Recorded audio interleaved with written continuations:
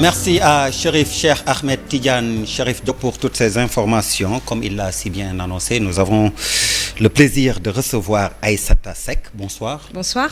Vous êtes présidente de l'Association pour la mémoire et l'histoire des tirailleurs sénégalais. Alors, on va entrer dans le vif du sujet avec, comme on l'a titré, le récit de ce retour au pays natal des 9 tirailleurs sénégalais. Ce sont les 9 derniers ? Non, ce ne sont pas les 9 derniers. Là, en fait, on a 9 anciens tirailleurs qui étaient prêts, administrativement parlant, pour rentrer au pays.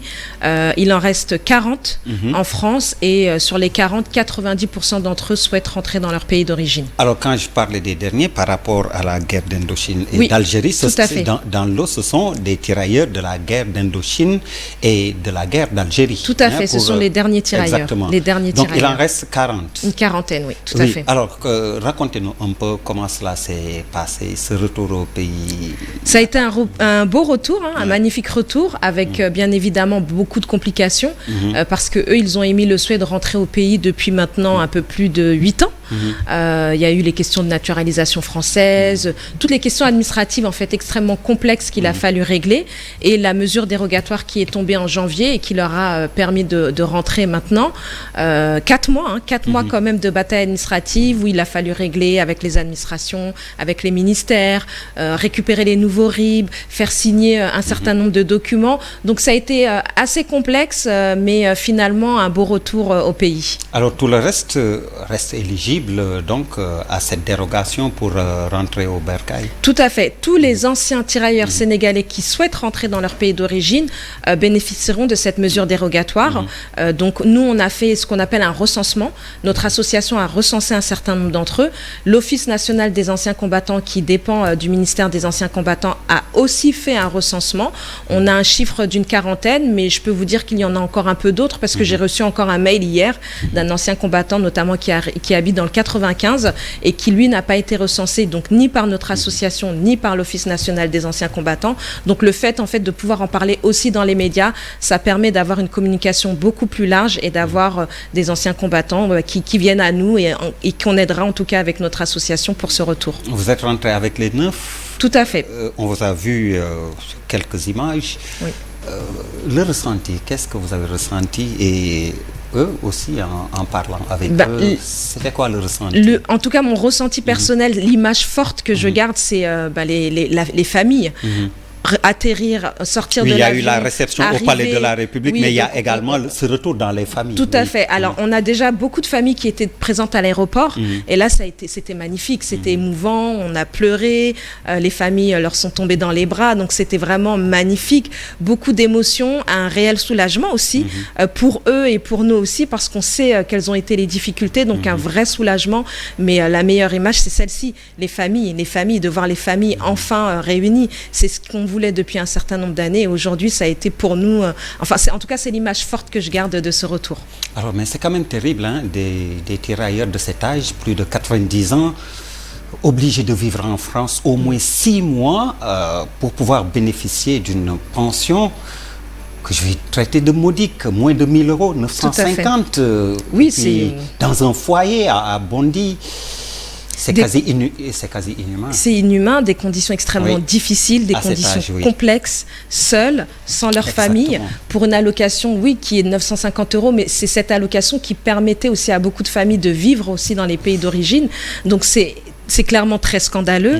Il a fallu se battre, et on ne parle pas de pension, parce que la pension d'ancien combattant, il la touche, quel que soit, que ce soit en France ou dans les pays d'origine, il la touche. Là, on parle d'une allocation minimum vieillesse qui, en réalité, là, elle concerne uniquement les anciens tirailleurs sénégalais. Et je sais que, politiquement parlant, c'était compliqué de faire cette mesure dérogatoire parce qu'on parle de ces anciens tirailleurs, mais en réalité, on a beaucoup d'immigrés âgés qui vivent en France et qui souhaitent eux aussi bénéficier de ce retour et qui, à ce jour, n'en bénéficient pas.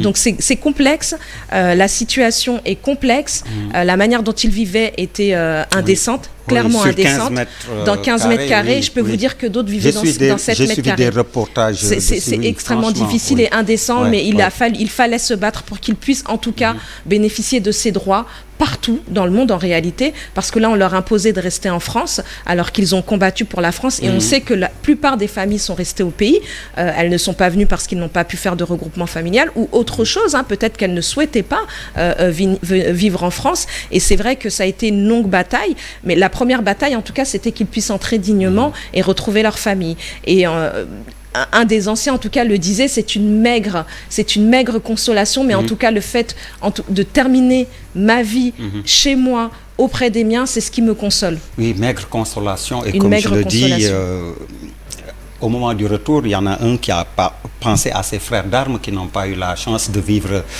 ces moments, comme on dit. Une victoire à la Pyrrhus par rapport à cette longue bataille face à l'administration française qui cède finalement quand il n'y a plus, je m'excuse de le dire comme ça, mais quand il n'y a plus qu'une cinquantaine. C'est triste, c'est triste, c'est terrible. De mon côté, j'en suivais plus d'une centaine d'anciens tirailleurs sénégalais, notamment depuis 2016 sur les questions de naturalisation. Sur ces 100 tirailleurs, il en reste 40. Oui. C'est triste, c'est dérisoire, mais comme je le dis souvent, on dit que c'est vrai que c'est trop tard, mais tant qu'il en reste en vie, il a fallu se battre, il a fallu continuer, on l'a fait, et le fait de voir ces belles images aussi est une maigre consolation, mais une consolation en tout cas pour nous et pour mon association. Alors Aïssata, pour comprendre un peu, avant d'aborder les perspectives ou ce qu'on va appeler les prochains chantiers ou challenges de l'association, qu'est-ce qui explique votre engagement, cette passion que vous avez pour les tirailleurs sénégalais?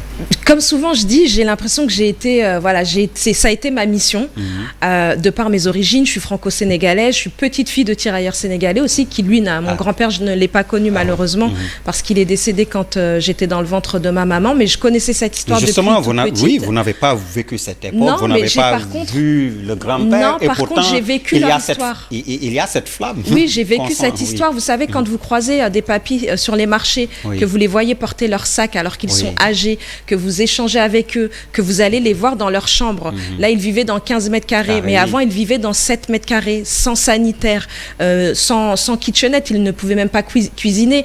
J'arrivais parfois au foyer, je voyais des papas, des papis avec une petite casserole, réchauffer des petits pois.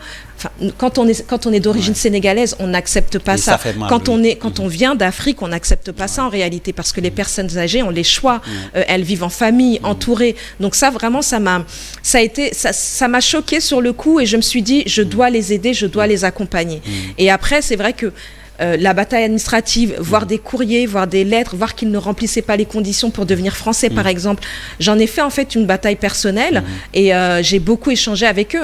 C'est vrai que ça a été un combat, mais j'ai aussi énormément appris de leur histoire, de notre histoire, parce qu'il s'agit aussi de notre histoire, et c'est ce qui a fait ma force, et c'est ce qui a fait que je n'ai jamais rien lâché en réalité. Alors, au-delà de cette victoire sur cette dérogation, est-ce qu'il y a d'autres victoires enregistrées, si on peut les appeler ainsi, face aux tracasseries de l'administration française? Oui, comme je l'ai dit, il y avait déjà... Alors avant, on va dire que moi je mène ce combat depuis plus de 10 ans, mais avant, on avait ce qu'on appelait la cristallisation des pensions. C'est-à-dire qu'un ancien combattant issu des colonies ne touchait pas la même pension qu'un ancien combattant français, alors qu'ils ont fait les mêmes guerres, ils ont subi exactement la même chose, ils ne touchaient pas cette pension.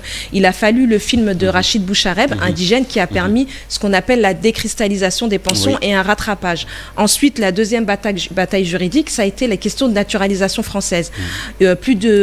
Environ 500 vivaient sur le territoire français, et ils ne pouvaient pas être français, tout simplement parce qu'on leur demandait des documents impossibles à avoir, du type acte de naissance des parents ou des grands-parents. Donc ça a été une autre bataille administrative, juridique. Il a fallu lancer une pétition, il a fallu interpeller des élus et le président de la République. Donc en 2017, ils ont été naturalisés, et s'en est suivi la question du retour au pays, où là, ça a été plus de 5 ans, même 6 ans de bataille, pour qu'au final, en septembre, on m'annonce que cette mesure dérogatoire allait tomber.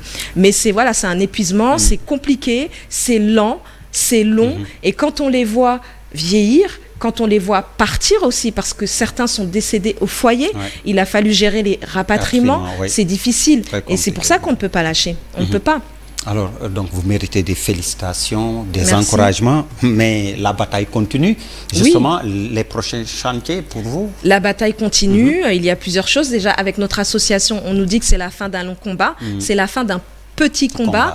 La suite, c'est tout le travail de mémoire, le devoir de mémoire. Nous avons le devoir de faire ce travail de mémoire, d'enseigner aux plus jeunes générations européennes, africaines. C'est important de connaître cette histoire, notamment parce que sur les questions notamment de racisme et de discrimination auxquelles on est confronté, nous, directement en France, on sait il manque cette pédagogie. Il faut qu'on puisse intégrer pleinement cette histoire dans les manuels scolaires.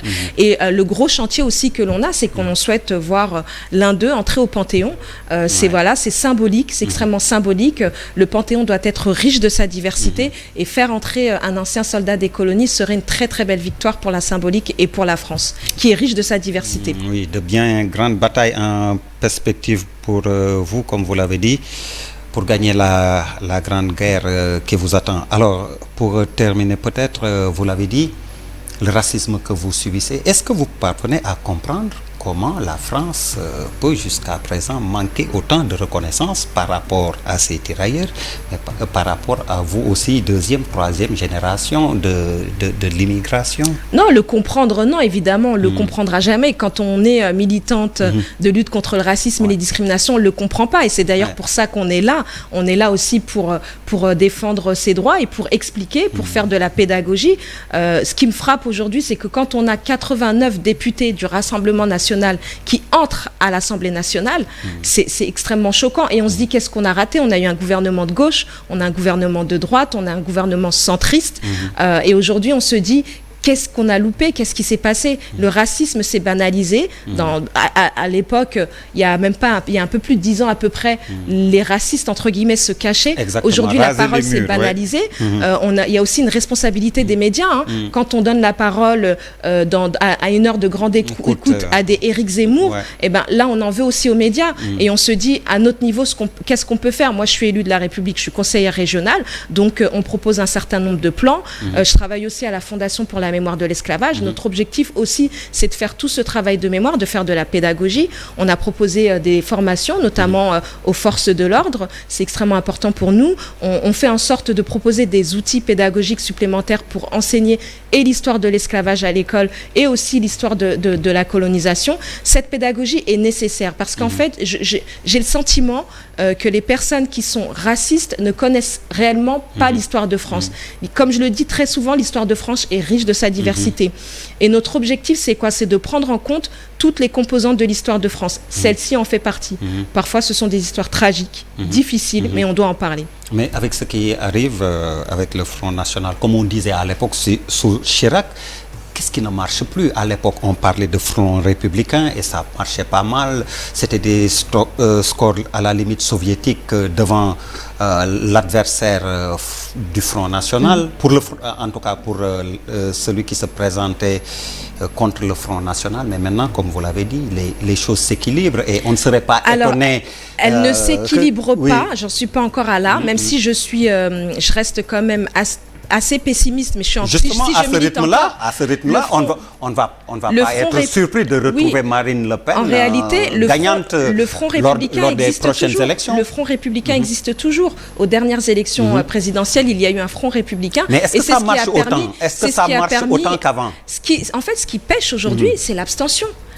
La population ne croit plus aux politiques. C'est-à-dire que quand on a voté à gauche, à droite, et qu'on a le sentiment que la vie ne change pas, que la vie du citoyen lambda ne change pas, eh ben on teste, on essaye. Donc là, on a des communes, on a des gens qui ont voté malheureusement pour 89 députés du Rassemblement national.